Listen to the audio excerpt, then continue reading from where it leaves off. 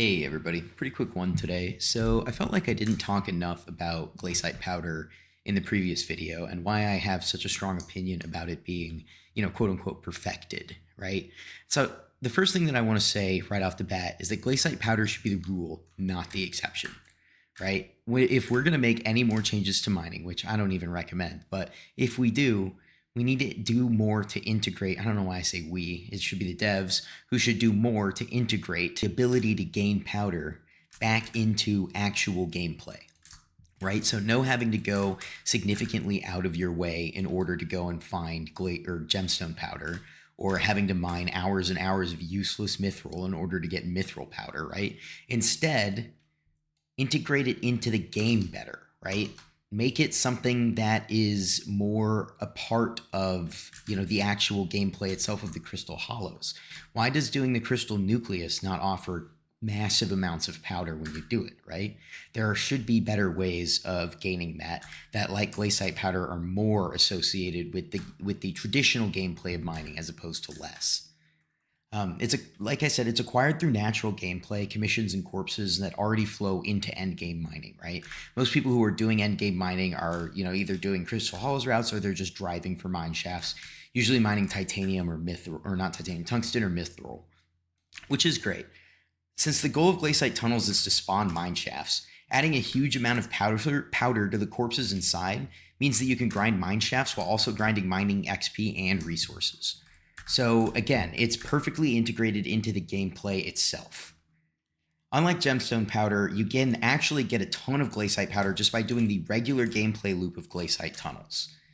Grinding powder also offers a fun gambling mechanic in the form of corpse looting, both the Umber and Tungsten corpses, and the legendary Vanguard corpse. This gives secondary value to using the keys, in addition to the Glacite powder that you gain.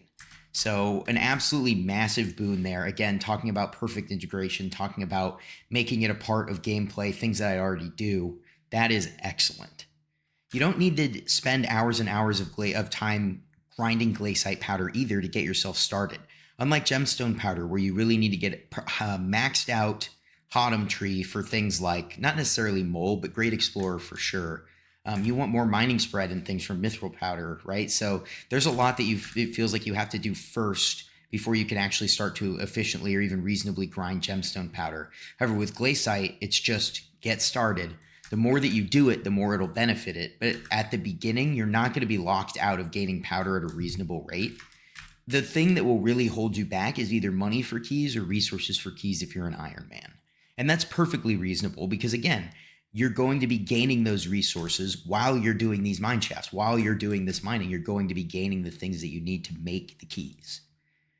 Glacite powder also benefits both the entirety of mining in the form of Mining Master, which gives pristine, and Strong Arm and Metalhead, which give mining speed and mining fortune against dwarven metals. Those are huge benefits to main mining, but then Glacite mineshaft gameplay itself also benefits greatly from having a large amount of Glacite powder. The more that you do, the better that your mineshaft experience will be, and your main mining experience will be. Hey, Glacite powder from commissions comes in decent amounts, and it gives an awesome additional avenue for those who don't usually use keys or who want to level pets and ignore mineshafts, which I wouldn't recommend, but is a relatively reasonable thing to do. Since it's not only tied to corpses and commissions are relatively fast, it gives a viable alternative to mineshaft grinding. While Skyblock XP from Glacite powder is capped at 20 mil, there's also reason to go over that as some Hotum setups require 22 mil or more, which gives a use to grinding powder after 20 mil after that Skyblock XP milestone cap.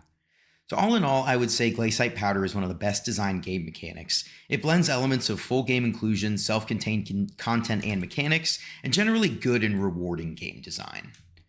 Overall, I think that of the three powders, Glacite powder is both the most impactful and the most useful for its own style of gameplay. Gemstone powder, of course, usually makes the biggest difference in terms of actual raw mining ability.